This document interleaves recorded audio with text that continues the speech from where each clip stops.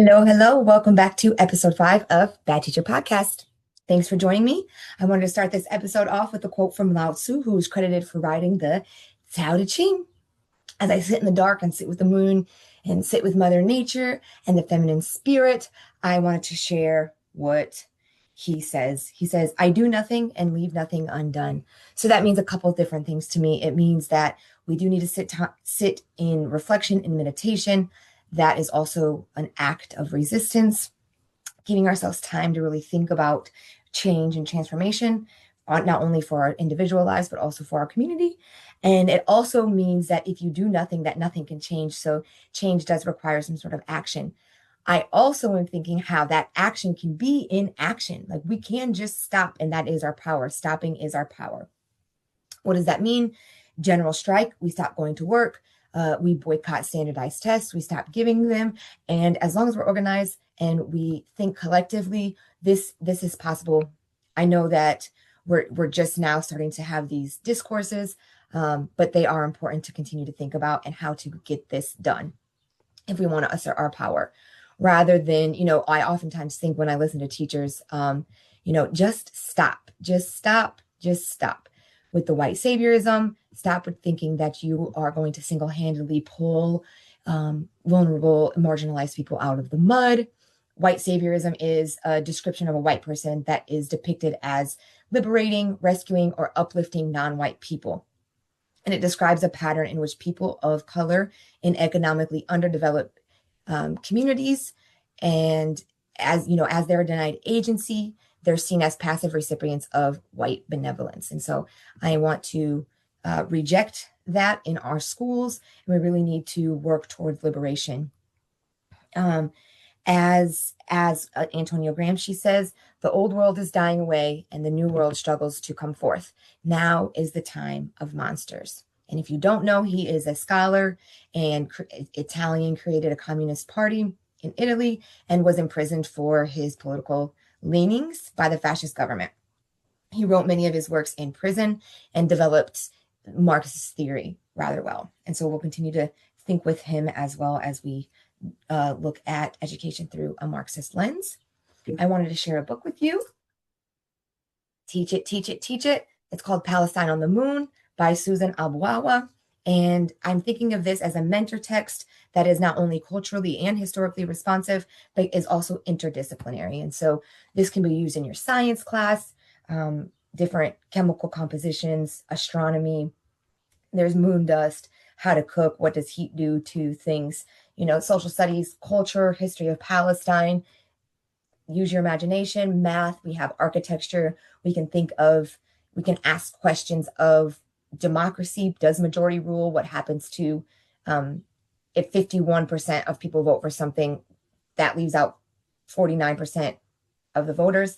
And if you have to manufacture, like they did in the United States and other settler colonial places, like Israel, an ethno-apartheid state, if you have to manufacture a majority in order to claim democracy, then it's not a democracy. And so we really need to be clear about that with our students at a very young age. And again, you guys for ELA can decide, are we practicing our listening skills?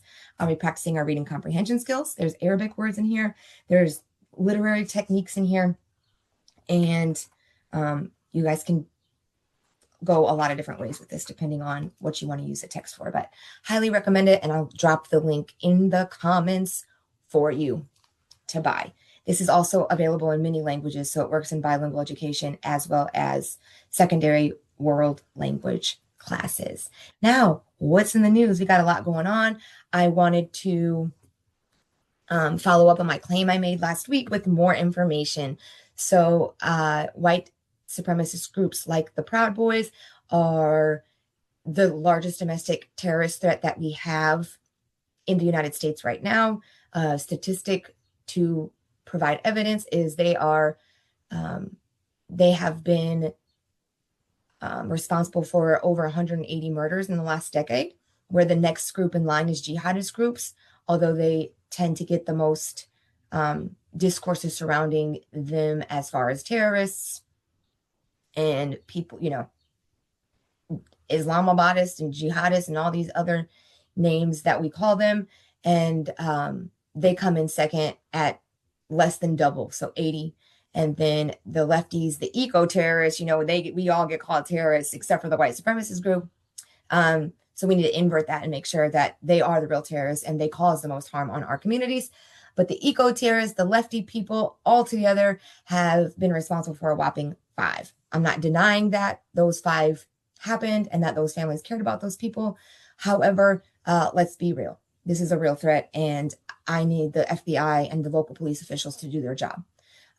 Likewise, I wanted to share that Matt Kennard has come out with a book called Irregular Army, and this is all about the recruitment of neo-Nazis, white supremacists, and criminals, gang members, etc., into our military, because it's hard to recruit people in our military, especially after the many failures that we've had. And so what these people do, and he's interviewed them, so this is the qualitative data analysis, that they go not to protect their people, not to fight for the United States, even if that's the pretense for many people. It's a lie. There's no evidence that it provides any more security. In fact, it makes it more dangerous for us because people around the world, don't like us and we get a bad rap. However, these people use the military strategies and how to use the weapons. They take that knowledge back to their white supremacist groups, and they move and shake, just like the insurrection in January 6th of 2021.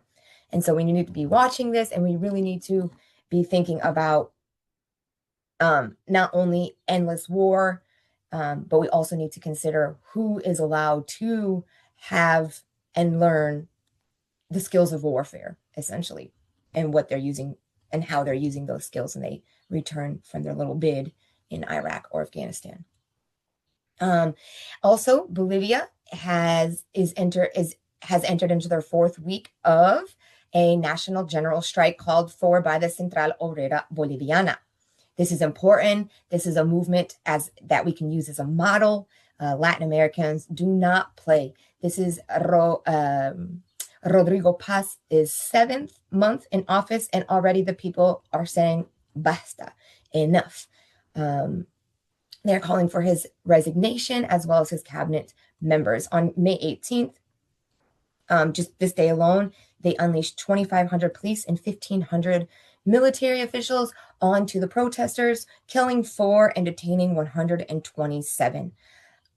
Furthermore, arrest warrants have been issued for the executive secretary, Mario Argollo, and 24 other leaders on charges of terrorism. I'll put those links in the comments. On Monday, Rodrigo Paz has said that he will cut his salary by half along with his cabinet, but the people aren't going. And I wanted to share a song with you as we sit with them in spirit that they are singing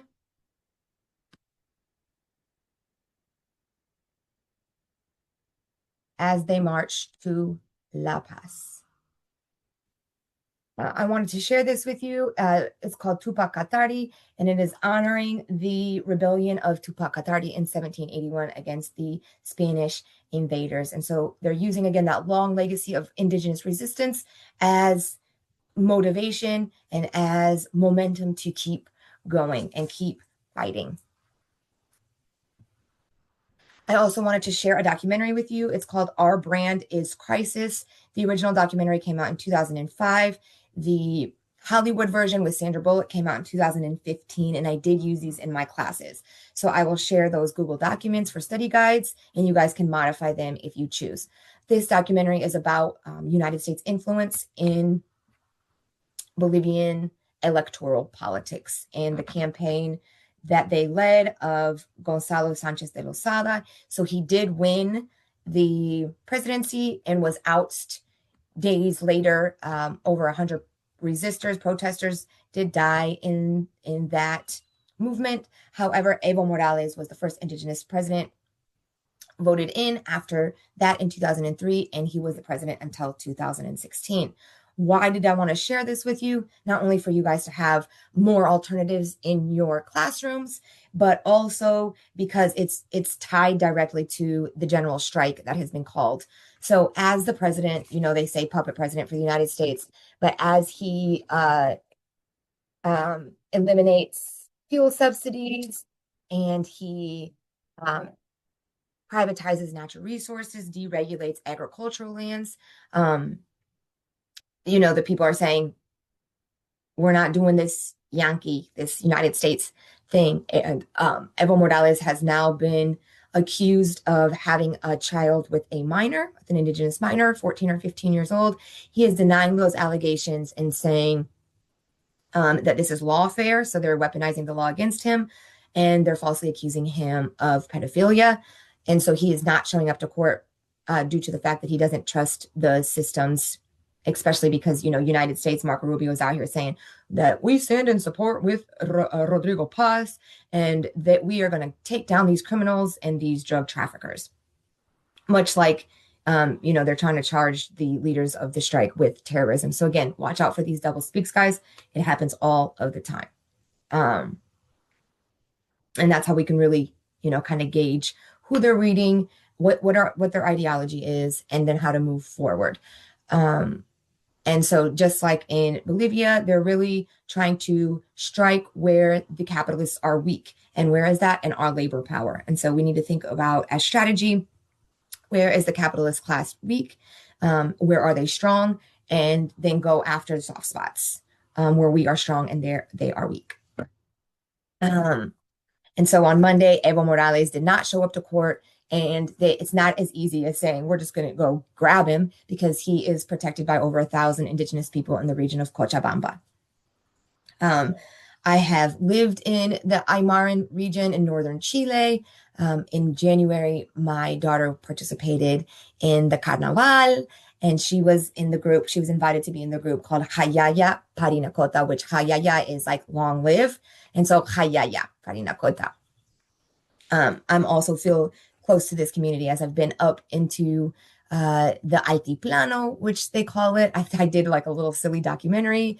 I was the tourist and they were the tour guides, the indigenous tour guides, the Aymarans were showing me their beautiful home. So I'll link those in the comments. I'm rather embarrassed. It was like 15 plus years ago, but I'm willing to be vulnerable just to, to legitimize myself as somebody who is invested in this, not only on a political level, but on a very personal level as well. Now let's move on to some other stuff. We got, what is socialism? What is socialism? This is the difficult stuff. So socialism is, and again, I know that we talked about it a little bit last week. We're going to go much deeper this week. Socialism is having work that is socially more meaningful, less physically and environmentally destructive, and more secure. So it provides adequate incomes for everybody, yourself and your family, and it provides communities with lifelong education. So free higher ed, eliminate student debt, and it provides leisure to participate and fight for civil liberties. So socialists are able to explore and develop individually, as well as contribute to the welfare and growth of the polity, whatever that polity is.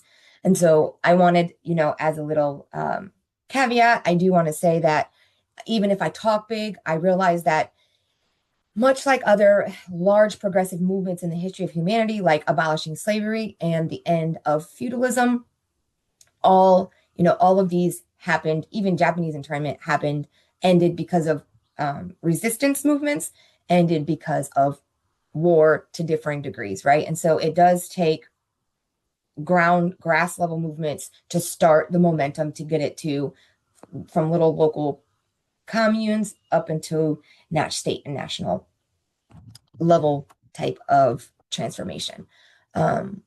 So just like, the end of these old economic systems were important, the end of capitalism is also just as important and very historical. There's never been a time in history that there has not been economic, social, and political transformation when we determine that the status quo or the hegemonic economic system is no longer functioning for the masses. And what do I mean by it's not working? It's there is the largest gap between the rich and the poor ever in the history of the world. Um, this is from the blind spot where a professor has claimed that even in feudal Europe and in imperial Rome, there was less of a wealth gap by the thousands than there is today. So it's like a 1 to 1600 versus a 1 to 1000 140,000 is. Um, so we know that economy is a set of ways and means to produce and distribute goods and services that people in a community need and want. It's just, how do you do that? And in socialism, we've talked about how you do that in capitalism. In socialism, the whole community served by or living within that community participates democratically in producing and distributing these goods and services. So individuals working alone are outside of the capitalist system and they negotiate and they enter into agreements with a socialist government, while these economic interventions are there to regulate capital profit gains. So the idea would be that the state is responsible for eliminating billionaires. So these people who are billionaires are not allowed to exist through taxes and through state regulations that directly benefit not only the consumer, but also the labor force. And so we need to be thinking about what does this mean, not only as a state activity, but also as how do we organize production in the workplace. And for schools, it's really about what we're teaching, who decides what we're teaching, what authority we have to change it, what authority we have to, with our budget, and who's making these decisions. Start analyzing this and start sharing these stories with me. I know one personal story that I have is when we created the dual language immersion program in the district, of which I was an instructional coach for. The budget started at $17,000 and I had a full-time position. And then leadership changed and the new associate superintendent cut the budget by $10,000 and cut my position by half-time, put me back at the high school in the middle of the day. So I'm going to 4 different schools in one day, making it nearly impossible to do my job. And then they blamed me later on that I wasn't needed. And I wasn't qualified, despite the fact that I asked, can you pay for my or stipend or subsidize my master's degree? That was a quick no. And so that made me realize that it's not the district. It's not some entity that is not human making the decisions. It's usually one person. And as I've said before, and so we really need to resist against this, but I couldn't do it alone. Everybody was like, this is just the way it is. You'll be all right. And I guess I am, it pushed me kind of into the space of educational policy, language policy. And now, hopefully soon I'll be graduating with my PhD in multilingual ed. And so, I want to think about what would it look like in our school systems if every employee had one constituent voice that was equal to all others, including the superintendent, including, and kind of just dismantling these hierarchies anyways. And we have a lot of alternatives. Do we still think, is it school by school? Is it community by community? Do we like the district? Do we think that we need to nationalize curriculum? What is it that we think? But we do have to think on a microeconomic scale and how to organize our schools, as well as thinking on a federal and state level. So let's talk about this. Let's talk about the history of how people have been rebuilding their community from the ground up, but also national projects of socialism. So as we know, in the end of the 1800s, as a direct challenge to the widening wealth gap in capitalist structures, which, became rather evident very quickly with the rise of industrialization and colonization and exploitation of land. This So again, this scholars kind of were percolating in Germany and reaching wider audience across Europe. And this was also historically after the American Revolution and after the French Revolution, not only provoked revolutionary thinking, but also critical thinking about transformations of societies and how to win, how to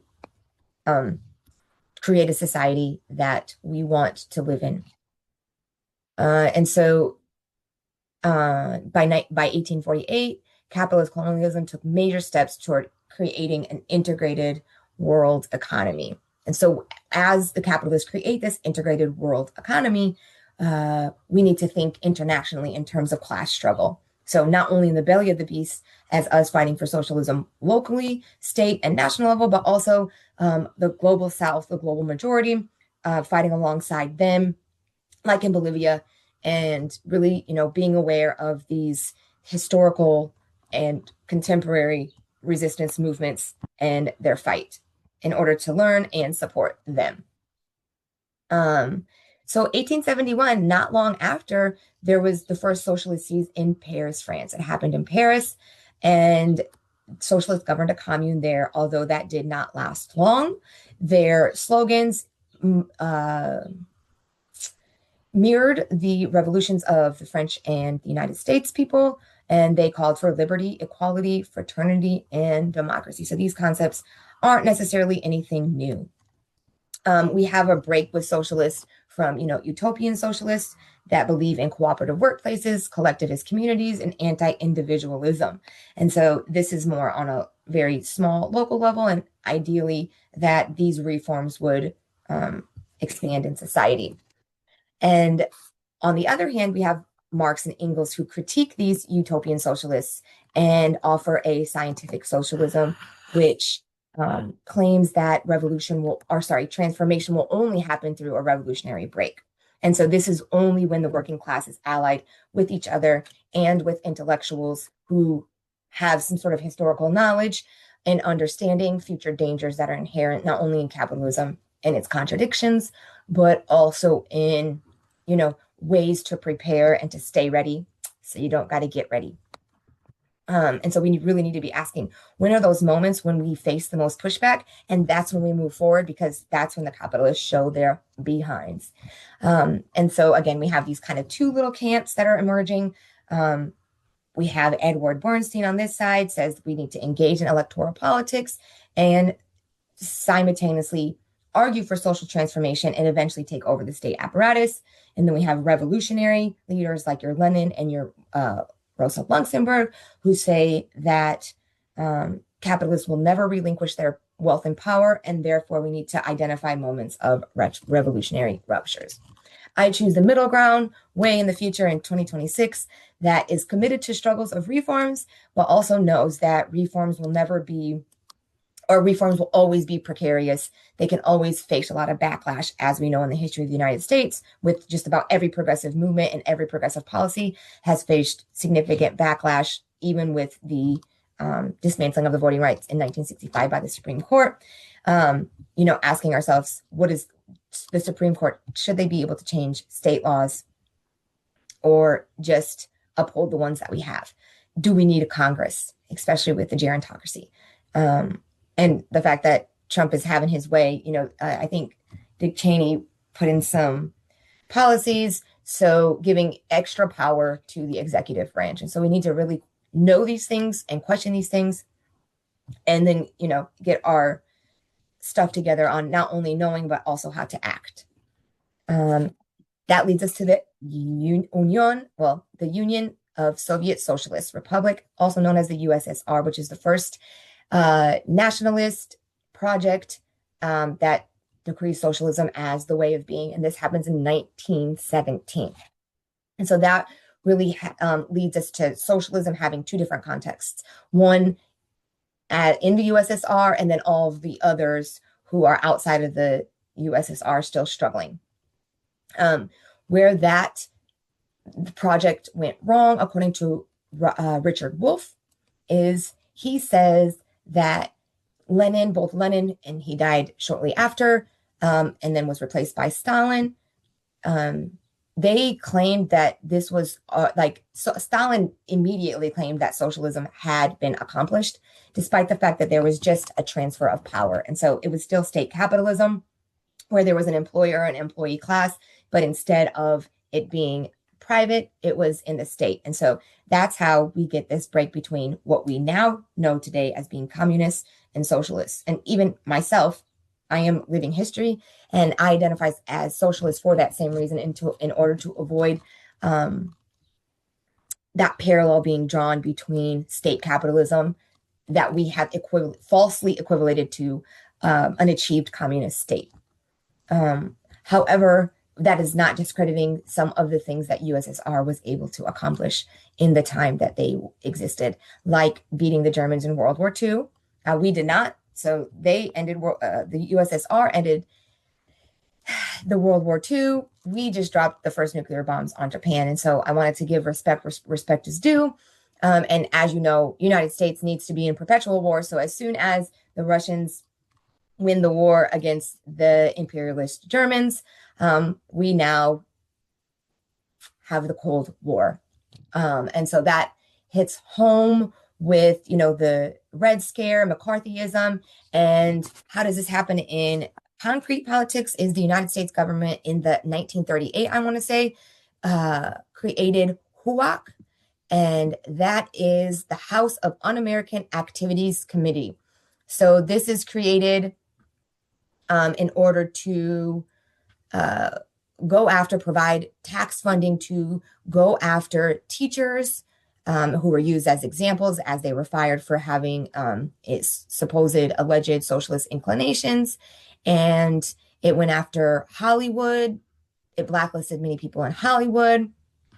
And again, I'll put some information about what that committee did. Later on, it was eventually placed in like the defense security. Again, think about, so first it's un-American, and now we think of fighting against socialism as fighting for America, which is, again, just a false equivalence.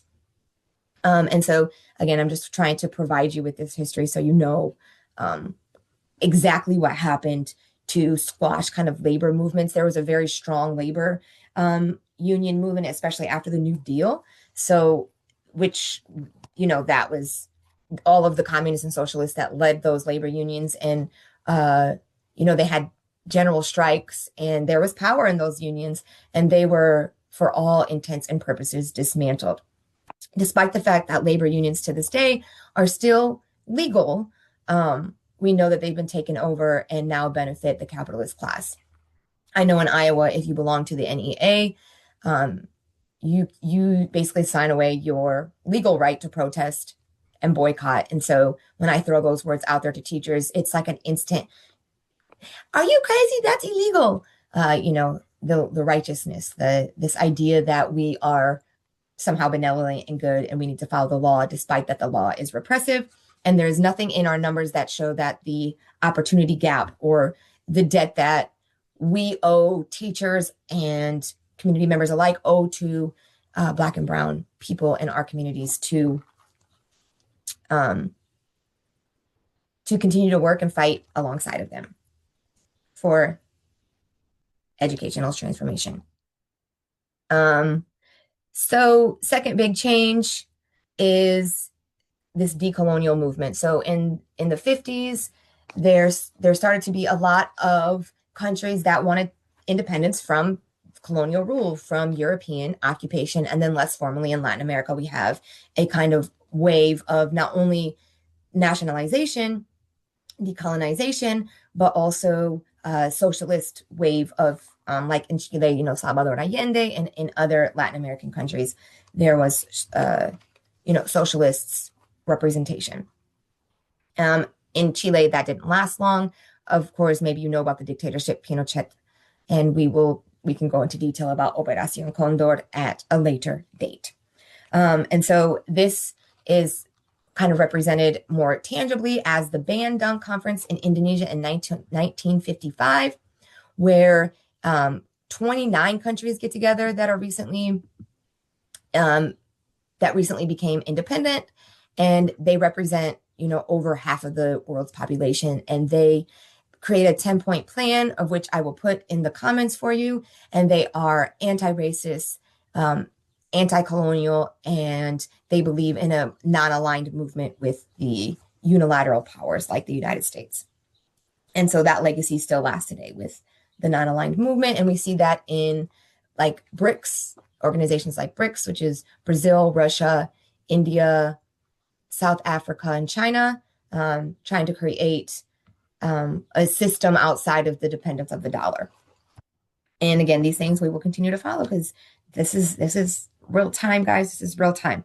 And again, even though with the HUAC, this committee, or then the defense, then later on it was transferred to like, it kind of just got, it's still there. People are still going after socialists, as you guys can see with, Zoran Mamdani's win. You can see Cori Bush, although is in the Democratic Party, was still, AIPAC still funded against her House seat. And, so we still see people going after progressive, leaning type of people.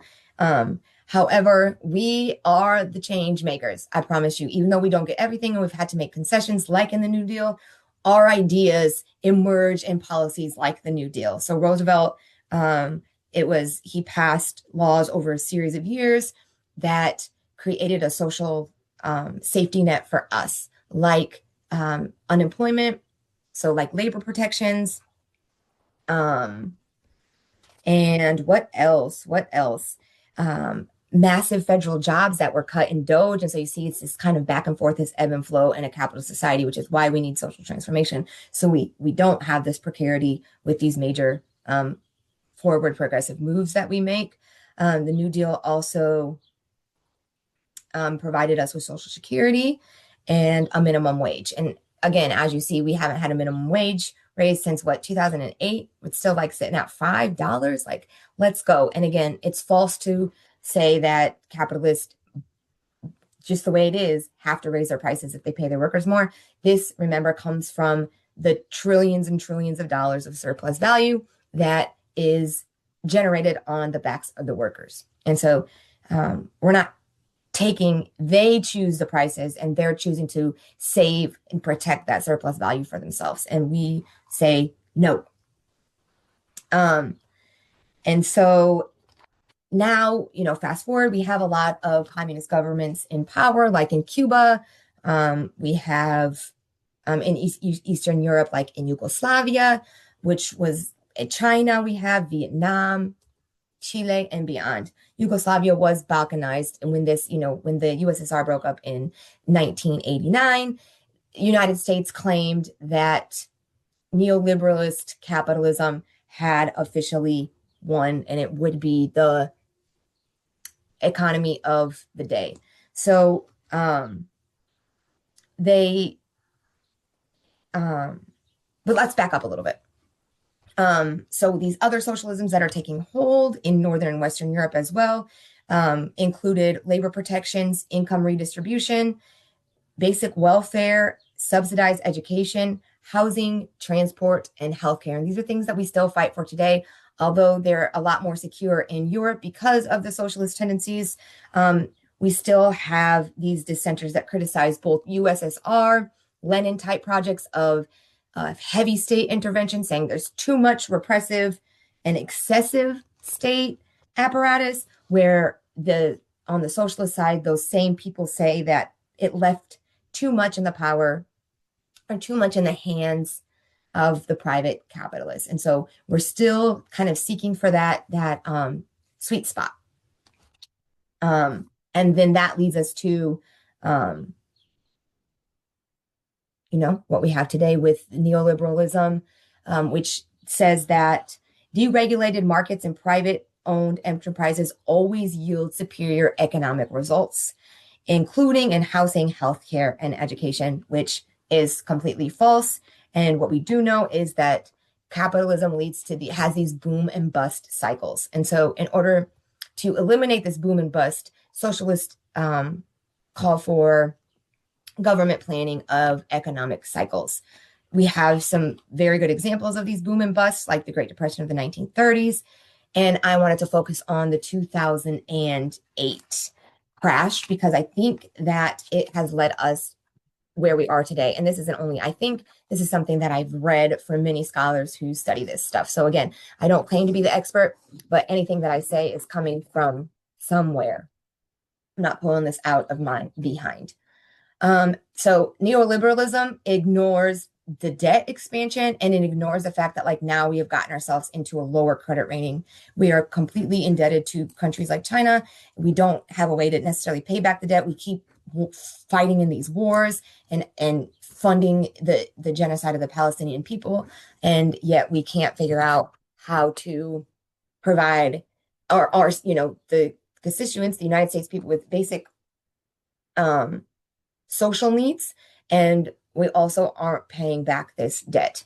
And so in 2008, Obama, what did he do? He bailed the bankers out. He bailed out the mega corporations. He did not bail out us, the people. And so the people were pissed. We're upset because three things happened. The mega capitalists already profited from this debt bubble, so they were profiting off of us as this was happening. Those same capitalists who don't believe in social security, or sorry, in social services, begged us, the people, for our money to bail them out, of which the Obama did decide to do that. And then they imposed austerity on average citizens. So they say we got to cut government spending, cut government spending to make up for the pockets that just got filled off of our tax dollars. So this austerity is not about not having money. You hear people, the budget is real and we really have to work within the budget. No, we have to demand that the surplus value is put into the budget of the people. So whether that's in education, whether that's for housing, there's no reason why we have simultaneously, we have oligarchs and billionaires and homeless people. We need to put it back in to our healthcare, etc. And so this 2008 bust period led to an increasingly radicalization on both the right and the left. Both populism, but both kind of approaching it much differently. Other like concrete moments, we have in 2011, the Occupy Wall Street movement. 2016, we have Bernie Sanders. And with the Occupy Wall Street, this is like this idea, again, socialist says that there should be no Wall Street. That's capital on top of capital on top of capital is a recipe for disaster, as again we know by like Wolff on Wall Street and stuff like that. We have Mamdani.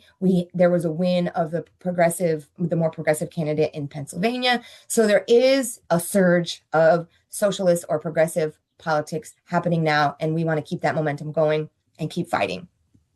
And so I wanted to quote something from the book What is Socialism by Richard Wolff that says, socialism is the greatest assemblage we possess of thoughts, experiences, and experiments accomplished by those yearning to do better than capitalism. So all we're trying to do is do better than what we have now. And, how do we do this? Well, the future will tell. And I think I've, tried to explain some ways to do it. But it is really the history of class struggle. It really is working on an international front, solid uniting and working in solidarity with those resistance movements and workers' class struggles all over the globe, and knowing the history of those attempts at revolution, and knowing that although we have suffered many failures, we also have many attempts and successes to lean into. So we know that the enemies tend to, give us military threats, economic sanctions. This is more on a national level, like in Venezuela, Iran, Cuba. There's a fuel blockade and many economic sanctions. We know that there's covert interventions. As they said, like the CIA is kind of digging in, trying to find our weak spots. They finance murders, so they'll pay off the local police to go kill like Che Guevara in Bolivia, for example, or they indict Raul Castro after being provoked, after, United States military planes kept going into sovereign air of Cuba. They make the move that anybody would do to protect their airspace, and then it's blamed always on the socialist regime. And so we have to remember that it is sometimes obscured that because of the, the mistruth of calling USSR something that was a capitalist achievement, that dictators exist in capitalism and that there are democracies in socialist governments. And so what does this look like in the future? Freedom from exploitation. It looks like that we need to look and pay attention to the specifics, and we need to consider civil disobedience, worker cooperatives, and labor unions that replace employers completely. So again, tune in for next week, and please hit like and subscribe. Thanks for listening, and take care.